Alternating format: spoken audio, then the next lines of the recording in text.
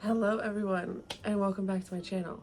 I haven't posted in a little while because I was really busy. A lot was going on and I missed you guys, but I don't have any videos planned. So I decided that I know there's a few of you in there that still like my book content. So I'm gonna just share with you my June TBR. Definitely not gonna read these all in June, but these are the books that I want to prioritize. 3 of which I'm already like halfway through. So hopefully I can finish them in the month of June. I really want to prioritize getting back into my hobbies for the month of June, and I'll make a video about that. We have the books. I'm so excited to share them with you guys because I am loving them and I'm really excited for them. So let's get right into it. The first 2 books we have, I'm currently reading. We have A Fate Inked in Blood by Danielle L. Jensen. I'm about halfway through and I'm really liking it. I know it has a lot of mixed reviews. We essentially are following our main character, Freya. It's a, like, what's it called? Romantasy. My brain's not working. Based on Norse mythology. So our main character is Freya. Honestly, this is gonna be, you guys are gonna like hate me for this. I'm listening to this on audiobook and it's going in one ear and out the other. I could not tell you what's really going on, but it's romantasy. It's fun. They go on like a quest to prove that she's worthy to the gods. That's kind of all I really know that's happened so far. Horrible description, but if you like Norse mythology and you like romantasy, definitely give this one a try. This is actually due back, because it's from the library, on June 3rd, so I need to get on this. It's May 28th right now, but hopefully I can finish it by then. The next one I picked up from the library last weekend and I started it. It's just a little novella. It's Thornhedge by T. Kingfisher. I have been wanting to get into T. Kingfisher's books for so long because so many people, like, she's very, like, there's very mixed reviews, especially with this one. A lot of people have very mixed feelings about this book, specifically because of the ending, but the ending has to set up for like a second book. So I'm not going to be surprised if I don't like the ending either. But I've been really wanting to get into T. Kingfisher's books. My favorite booktuber, Katie is Reading, was like making her way through all of T. Kingfisher's books, trying to find like a 5-star T. Kingfisher. And then a few other people that I watch that are book content creators or that just read in general, read T. Kingfisher and really like her books. So this was the only one my library had. I just saw it and was like, oh my god, T. Kingfisher. So I grabbed it. And it's essentially about this girl. Her name is Toadling, and she was stolen away by like fairy folk, and she lives up in this like castle guarded by these huge thorns in the middle of nowhere. And for years and years and years and years, she's watching civilization like come and go, and there's like a huge legend surrounding her. It's kind of Rapunzel, kind of like Princess in the Castle, like someone's gonna come save her kind of thing. And she's cursed. There's like a curse surrounding it. That's all I really know. I like to go into my books blind, but it says not all curses should be broken. I don't know. It's really interesting. I'm really liking it so far. I'm only 30 pages in, but it reads really fast. I read it while sitting at the car dealership because we had to take our truck in because the check engine light came on, and it kept me entertained for the whole like hour that I was sitting there. The next one I got at the library the same day, and this also I just saw and grabbed on a whim because it's an author that I like and I've been wanting to read more of her work, and that is the Once and Future Witches by Alex E. Harrow. She wrote the 10,000 Doors of January. I believe she wrote Starling House too. I have been wanting to read it really bad. Anyways, I didn't realize how chunky this book was, but I love a good fantasy or fiction about witches. Obviously, clearly I have a type. I really don't know anything about it, but the cover is stunning and it's quite popular. I've heard lots of people talk about this. So yeah, a lot of people either love or hate Alex E. Harrow. I'm pretty neutral.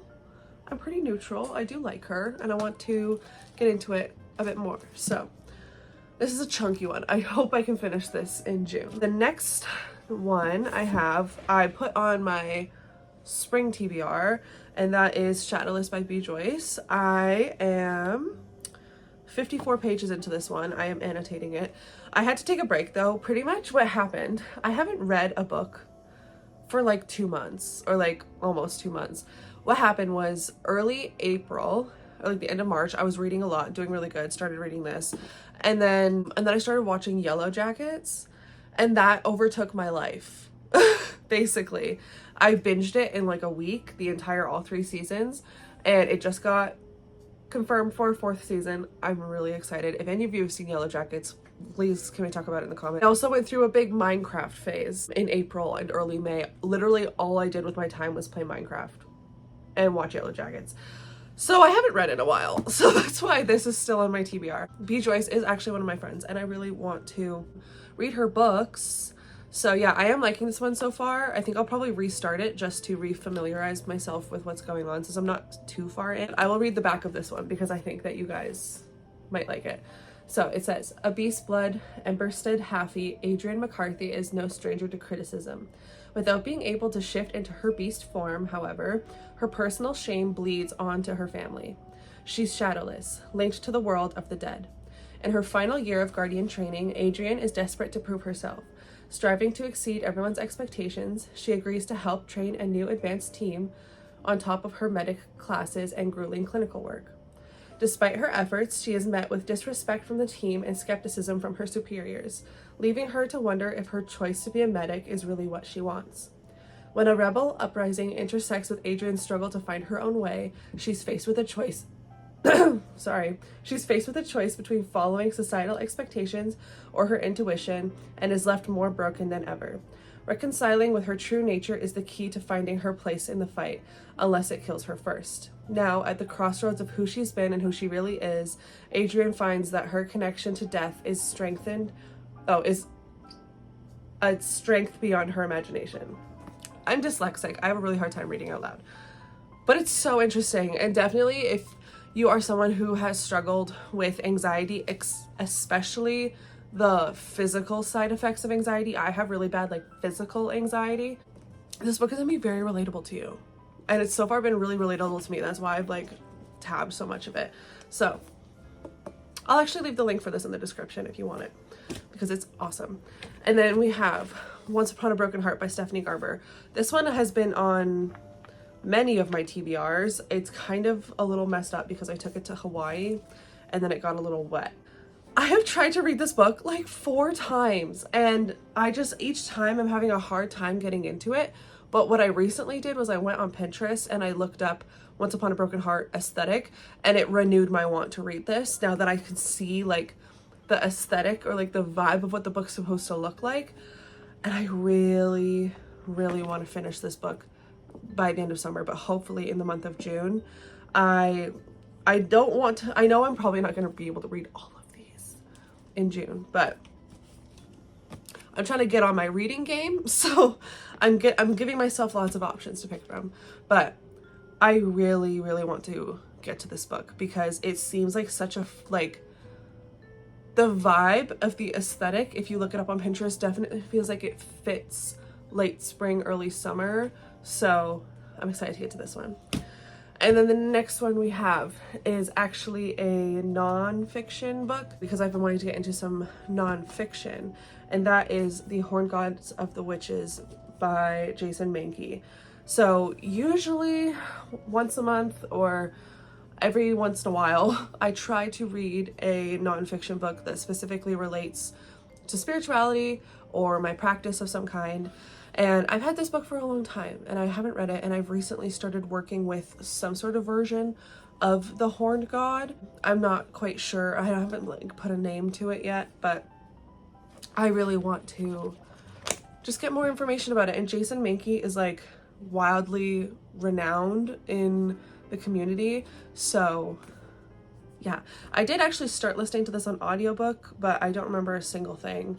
So I want to go back and